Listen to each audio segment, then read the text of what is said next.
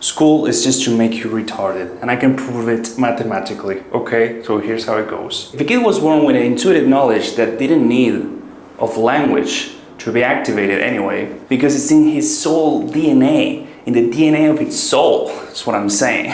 Say this knowledge then could be translated into words as something like being a YouTuber, right? Because that's the interpretation that this world gives to that kid's hypothetical gifts, which is not mine because I have 13 subscribers. Ha! Now say this is your kid, right? God forbid. Drug creation is cruel, am I right? Then you see that he has like this, again, doesn't need language type of confidence about how he goes about it, how he wants to make YouTube videos or whatever.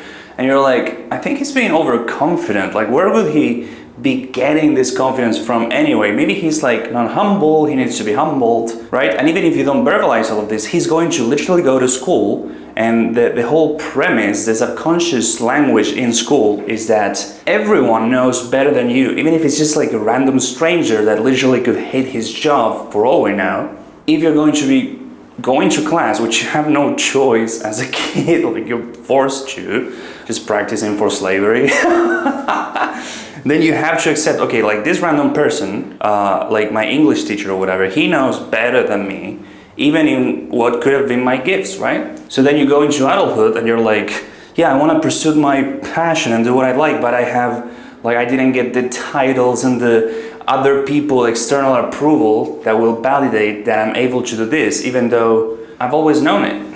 Now, you don't even have to believe in past lives to know where this DNA, soul DNA, knowledge or gift could be coming from.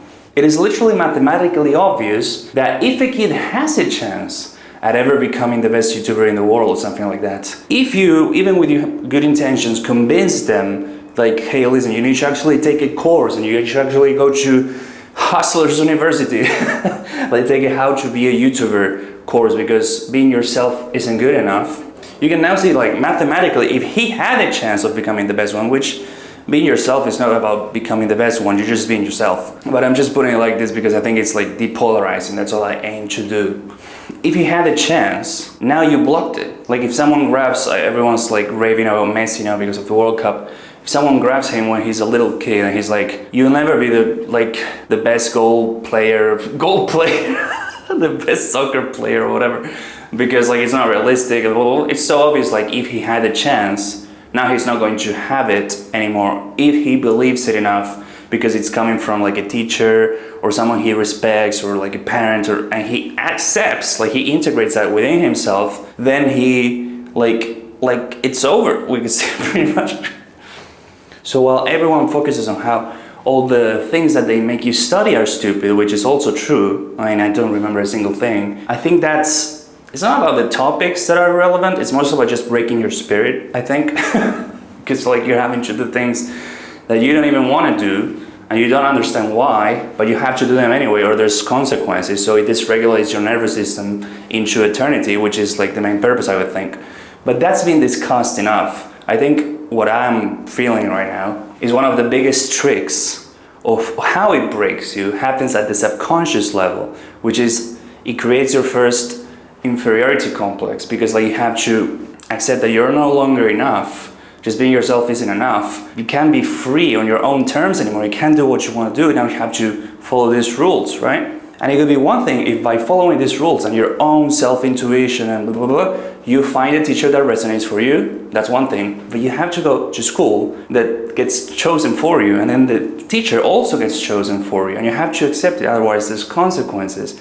So this is what kind of fragments the soul from the very get-go. Now what's the solution? A lot of people will always say like, okay, you're just being negative. No, I'm just trying to depolarize, and I don't necessarily have a solution except to tell you, if you're resonating with this, you have to trust that inner sanction, which is telling you you are enough to do what you came here to do, which doesn't have to be like a big purpose, and you are enough to trust in your own gifts. But that voice is going to be very subtle because the mind voice is screaming at you like, no, you need to have 50,000 university titles before you can be sure that you can... Listen, you existed way before this life. Okay, you weren't born in this world. You're not from this world, especially if you're seeing this message. So whatever confidence that you might have cannot be speaking in a language because the language is made up in this world. So you have to trust like inner silent type of guidance, which is your soul. And all the powers that be actually do their hardest to try to get you disconnected from that. And it's not that difficult because like there's so much stupidity going on, like ambition and money and sex and drugs, and the voice of the soul being so subtle, it's not that hard to get lost and disconnected from it.